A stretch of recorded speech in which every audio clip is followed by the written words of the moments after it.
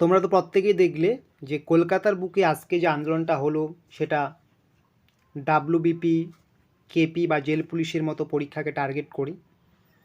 এখানে আন্দোলনের যে মূল বিষয় ছিল সেটা হচ্ছে পরীক্ষাগুলোকে স্বচ্ছভাবে নিতে হবে, রিক্রুটমেন্টকে স্বচ্ছভাবে করতে হবে যাতে বেনিয়মের অভিযোগটা না থাকে। এটাই হচ্ছে মূল টার্গেট বা এটাই ছিল কিন্তু মূল বিষয় এই আন্দোলনের। তবে আরও বেশ কিছু গুরুত্বপূর্ণ আপডেট উঠে আসলো আজকের এই আন্দোলনে, সেই আপডেটগুলোই তোমাদেরকে শেয়ার করব। তার আগে বলবো, নতুন হলে সাবস্ক্রাইব করে অল নোটিফিকেশনটা অন করে রাখবে, এর ফলে যে আপডেটসগুলো দেবো তোমরা কিন্তু প্রত্যেকেই পাবে। তো আরেকটা কথা বলবো, জীবন মানেই লড়াই করে যেতে হবে। আজকে তোমরা যারা পথে গিয়ে আন্দোলন করলে রাজপথে, দেখা গেল 2 বছর পরে তোমরাই ওই রাজপথে ডিউটি করছো। হ্যাঁ, অনেক ছেলেমেয়ে আজকে তোমরা যারা আমার ভিডিওটা দেখছো, আজকে অনেকেই আন্দোলন করলে, কিন্তু আজ থেকে 2 বছর পরে অনেকেই তোমরা সেখানে গিয়ে ডিউটি করবে।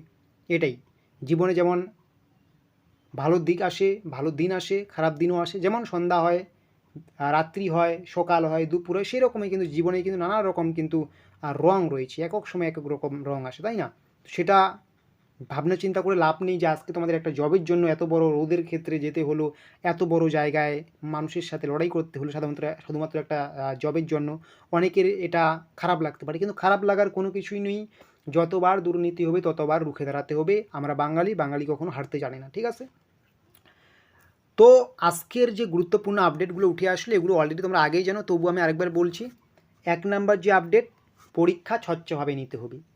লেডি কনস্টেবল থেকে শুরু করে বিগত বছরে বেশ কয়েকটা পরীক্ষায় কিন্তু প্রশ্নপত্র ফাঁসের অভিযোগ উঠেছে, সেটা আমরা দেখেছি। টাকার বিনিময়ে প্রশ্নপত্র বিক্রি হয়েছে, এরকম অভিযোগ আছে।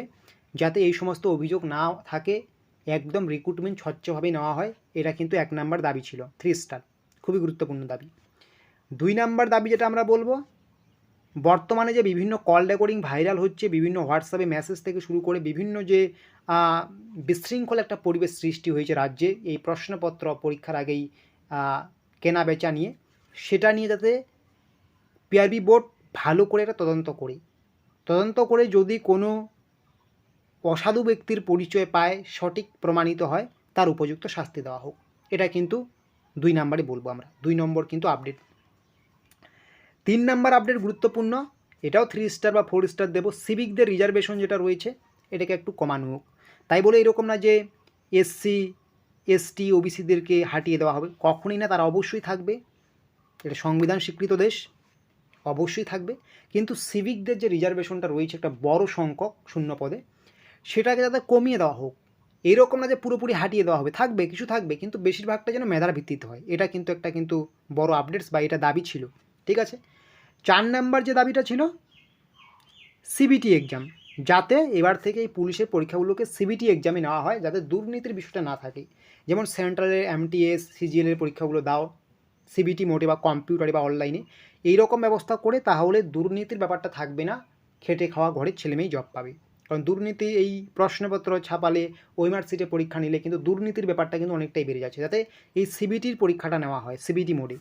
এখন সিবিটি এক্সাম করাটা কতটা বিআরবি বোর্ডের ক্ষেত্রে সাধ্যের মধ্যে রয়েছে সেটাও ভাবতে হবে, কারণ পশ্চিমবঙ্গে সেই রকম অবস্থার মধ্যে নেই এতগুলো ছেলে মেয়েকে একবারে সিবিটি এক্সাম নেওয়া। তবে চেষ্টা করলে অবশ্যই সম্ভব, তবে এটা আমরা পরবর্তীতে আলোচনা করব। সত্যি কি সিবিটিতে এক্সাম নেওয়া সম্ভব আছে রাজ্যে, পরে আলোচনা করব, ঠিক আছে?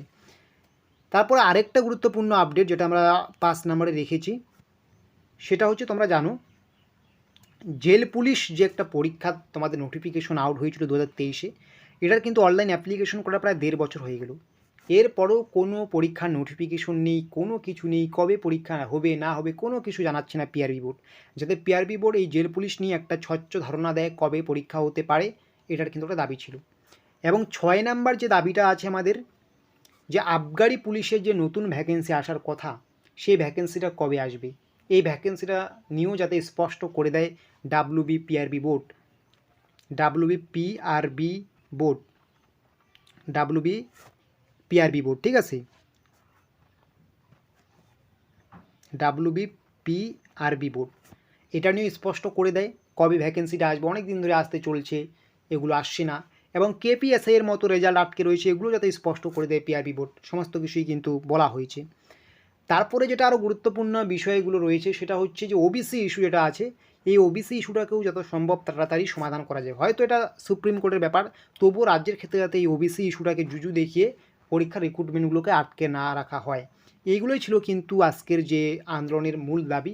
এগুলো নিয়েই কিন্তু তোমরা দেখবে বিভিন্ন যারা আপনারা গিয়েছেন বা তোমরা যারা গিয়েছো আমার ছোটো ভাই বোনরা, তো তোমরা দেখবে যে ওখানে এগুলোই কিন্তু বলা হয়েছে, বা যারা আন্দোলনে যুক্ত এগুলোই কিন্তু বারবার বলা হয়েছে যে ওবিসি ইস্যু থেকে শুরু করে পরীক্ষা রিক্রুটমেন্ট স্বচ্ছভাবে নেওয়া হোক, কল রেকর্ডিংগুলোর তথ্য হোক, এবং কাট অফ টাকা যাতে বেশি না যায় তার জন্য একদম প্রশ্নপত্র লিক হয়ে যাচ্ছে সেগুলোর দিকে একটু নজর দিতে হবে। টাকার বিনিময়ে যে একটা ব্যাপার রয়েছে চাকরি পাওয়া, সেটার দিকে নজর দিতে হবে পিআরবি বোর্ডকে। এগুলোই কিন্তু আলোচ্য বিষয় ছিল। তবে এখানে তোমাদের আরেকটা আমি জিনিস জানিয়ে দিই, আজকে যে এত বড় আন্দোলনটা হলো এটা কিন্তু কলকাতার বুকে এডুকেশনকে নিয়ে এত বড় কিন্তু আন্দোলন আগে হয়নি। সেই হিসেবে তোমাদের কিন্তু একটা ভয় আছে। কিসের ভয়? আমি বলছি কিসের ভয়। তোমাদের যাদের পড়াশোনা এখন হয়নি, তোমরা যারা জেল পুলিশের জন্য পড়াশোনা করছো, ডাব্লিউবিপির জন্য পড়াশোনা করছো, কেপির জন্য পড়াশোনা করছো, এই সমস্ত পরীক্ষার জন্য শুধু অনলাইন অ্যাপ্লিকেশন করে নিয়েছি এবং ভাবছো অনেকটা সময় আছে, পড়তে হবে না, টাইম আছে, পড়বো, ধীরে ধীরে পড়বো। তোমাদের এখানে একটা ভয় আছে। আজকে যেভাবে পুলিশ রিক্রুটমেন্ট বোর্ডের জন্য সামনে, বা পুলিশ রিক্রুটমেন্ট বোর্ডকে এই সমস্ত দাবি দাওয়া জানানোর জন্য যে আন্দোলনটা হলো বিরাট বড় আন্দোলন, সেই আন্দোলনে কিন্তু তোমাদের এই পরীক্ষার নোটিফিকেশনগুলো যে খুব তাড়াতাড়ি বের হবে এটা কিন্তু ইঙ্গিত পাওয়া যাচ্ছে। এই আন্দোলন দেখে কিন্তু পিআরবি বোর্ড কিন্তু এই সমস্ত পরীক্ষার নোটিফিকেশন তাড়াতাড়ি আউট করতে কিন্তু বাধ্য।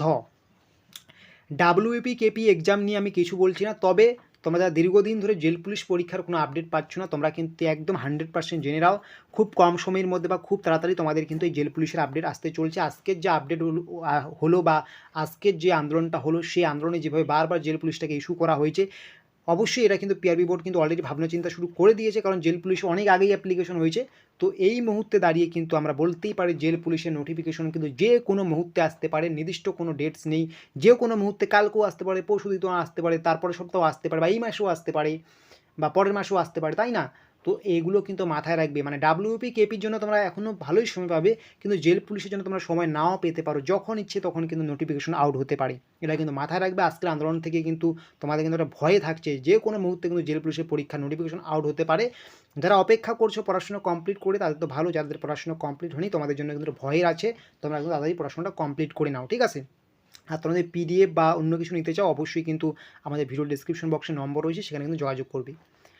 আর যে আপডেটগুলো উঠে আসলো এগুলো তো প্রত্যেকেই জানো কম বেশি, তবে মুখ্য যেটা আলোচ্য বিষয়, যেটা দাবি ছিল, সেটা হচ্ছে প্রশ্নপত্র যাতে ফাঁস না হয়, রিক্রুটমেন্ট স্বচ্ছভাবে হয়। এটাই কিন্তু আজকের যে মহা আন্দোলন বা মহাপথযাত্রা, সেটার কিন্তু গুরুত্বপূর্ণ আপডেটস।